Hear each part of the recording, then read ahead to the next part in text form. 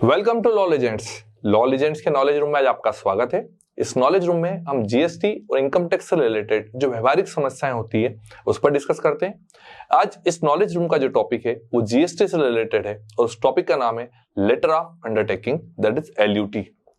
कि एलयूटी क्या होता है, इसे कब फाइल करना पड़ता है, इसकी वैलिडिटी कब तक रहती है, इसे कौन फाइल कर सकता है, कौन फाइल नहीं कर सकता है, किस कंडीशन में एलयूटी फाइल करना कंपलसरी नहीं है, उन सारी बातों पर हम डिटेल में डिस्कस करेंगे। चलिए अब हम टॉपिक स्टार्ट करते हैं। एलयूटी, कोई भी रजिस्टर्ड पर्सन यदि अपना गुड्स या सर्विसेज एक्सपोर्ट करना चाहता है या वह गुड्स या सर्विसेज को किसी एसीजेड यूनिट या एसीजेड डेवलपर को बेचना चाहता है, उस कंडीशन में उसे आईजीएसटी टैक्स का पेमेंट करना होता है।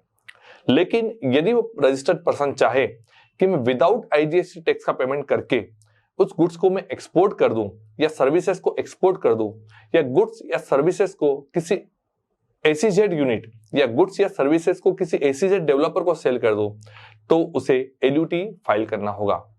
एलयूटी का फायदा यह होता है कि वो विदाउट आईजीएसटी टैक्स का पेमेंट करे, वह गुड्स या सर्विसेज को एक्सपोर्ट कर सकता है, वह गुड्स या सर्विसेज को किसी एसीजेड यूनिट को सेल कर सकता है, वह गुड्स या सर्विसेज को किसी एसीजेड डेवलपर को भी सेल कर सकता है। यहां पर उसका फायदा यह होगा कि उसे टैक्स का पेमेंट नहीं करना होगा और यहां पर उसकी वर्किंग कैपिटल जो ब्लॉक होती थी वो वर्किंग कैपिटल उसकी बच जाएगी। और यहां पर उसने जो इस गुड्स या सर्विसेज को एक्सपोर्ट करने के लिए या एसीजेड यूनिट या डेवलपर को सेल करने के लिए जो उसने इनपुट्स का यूज किया है, उस इनपुट्स का वो सेक्शन 54 के तहत रिफंड भी ले सकता है। ये रिफंड कैसे मिलेगा, इसकी प्रोसीजर क्या होगी, इसको डिटेल में समझने के लिए आप लॉ लीजेंड्स का दूसरा वीडियो भी देख सकते हैं। चलिए अब हम ये समझते हैं एलयूटी हमें कब फाइल करना होता है, मतलब किस समय में एलयूटी फाइल करेंगे।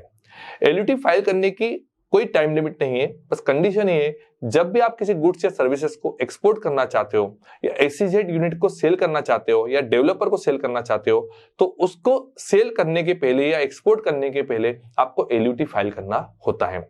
एलयूटी जो फाइल होती है वो RFD 11 में होती है और इसे ऑनलाइन फर्निश किया जाता है। लेकिन जैसे हम फर्निश करेंगे, फर्निश करते ही अब बार बार क्वेश्चन ये उठता है कि ये वैलिड रहती है या नहीं रहती है।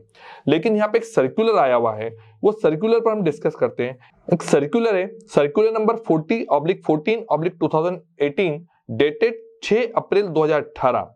उसके अकॉर्डिंग जैसे ही कोई रजिस्टर्ड पर्सन एलयूटी फाइल करता है और वहां पर जैसे ही उसे ARN नंबर जनरेट हो जाता है, वो एलयूटी डिम्ड अप्रूव्ड मानी जाती है।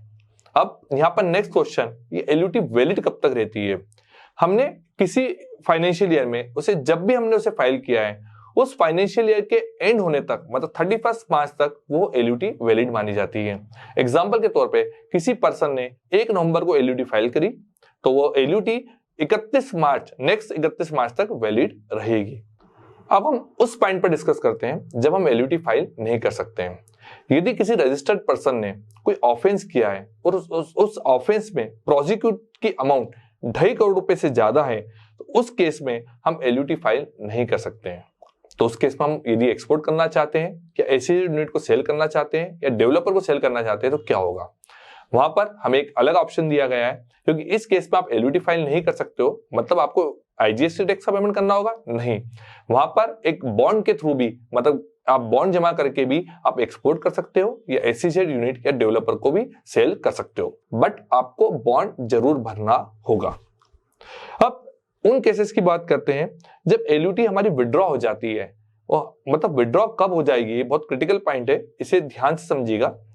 यहां पर 2 केस समझते हैं। सबसे पहले गुड्स के केस में, यदि किसी रजिस्टर्ड पर्सन ने इनवॉइस इश्यू करने के 3 महीने समाप्त होने के बाद 15 दिन के अंदर भी एक्सपोर्ट नहीं करा है, तो वहां पर एलयूटी विड्रॉ मानी जाएगी और उसे उस इनवॉइस की डेट से, जिस समय एलयूटी विड्रॉ हुई है उस समय की डेट तक का उसे इंटरेस्ट का पेमेंट करना होगा विथ आईजीएसटी टैक्स।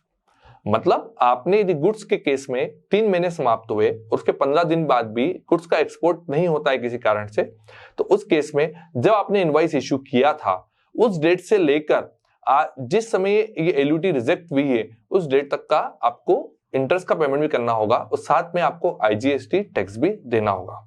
अब बात करते हैं सर्विस के केस में। यदि हमने कोई सर्विसेज एक्सपोर्ट की है या एसईजेड यूनिट या डेवलपर को सेल की है और उस सर्विसेज की अमाउंट हमें 1 साल समाप्त होने के बाद भी 15 दिन तक यदि हमें रिसीव नहीं होती है तो उस केस में भी एलयूटी विड्रॉ मानी जाएगी। और यहां पर भी हमें जिस समय हमने इनवॉइस इश्यू किया था और जिस समय एलयूटी विड्रॉ हुई है उस टाइम पीरियड के बीच का हमें इंटरेस्ट पेमेंट करना होगा और साथ में आईजीएसटी टैक्स भी देना होगा। यह बहुत कॉम्प्लिकेटेड पॉइंट है क्योंकि यहाँ पर यदि हमें पेमेंट नहीं मिलता है या गुड्स एक्सपोर्ट नहीं हो पाता है या बाहर नहीं जा पाता है तो हमारी एलयूटी विड्रॉ हो जाती है। कमिश्नर चाहे तो वो 3 महीने या 1 साल वाली जो लिमिट है जो गुड्स और सर्विसेज के केस में दी हुई है उसे कमिश्नर बढ़ा सकता है कुछ उचित कारण देने पर। अब ये एलयूटी विड्रॉ तो हो गई है लेकिन जैसे ही हम उस टैक्स का पेमेंट कर देंगे और साथ में इंटरेस्ट का पेमेंट भी कर देंगे तो एलयूटी वापस से रीस्टोर भी हो जाती है। अब एलयूटी विड्रॉ हो जाएगी तो क्या होगा? यदि एलयूटी विड्रॉ हो जाती है तो हम विद पेमेंट ऑफ टैक्स करके या बॉन्ड देकर भी हम गुड्स या सर्विसेज को एक्सपोर्ट कर सकते हैं या गुड्स या सर्विसेज को किसी एसईजेड यूनिट या डेवलपर को सेल भी कर सकते हैं। अब लास्ट में उन कंडीशंस की बात करते हैं जब हमें एलयूटी फाइल करना जरूरी नहीं होता है। यदि हम कोई ऐसे गुड्स या सर्विसेज को सप्लाई कर रहे हैं जो एग्जम्प्टेड है या किसी ऐसे गुड्स या सर्विसेज को हम दे रहे हैं जो कि नॉन जीएसटी गुड्स है तो उस केस में हमें एलयूटी फाइल करना कंपलसरी नहीं होता है। यदि इस बताए गए टॉपिक में यदि आपको और कोई समस्या आती है तो इस वीडियो में बताए गए मेल आईडी पर आप डेफिनेटली हमें आपकी क्वेरीज भेजिए। लॉ लीजेंड्स कोशिश करेगा उस क्वेरीज को जल्द से जल्द सॉल्व करने की। धन्यवाद।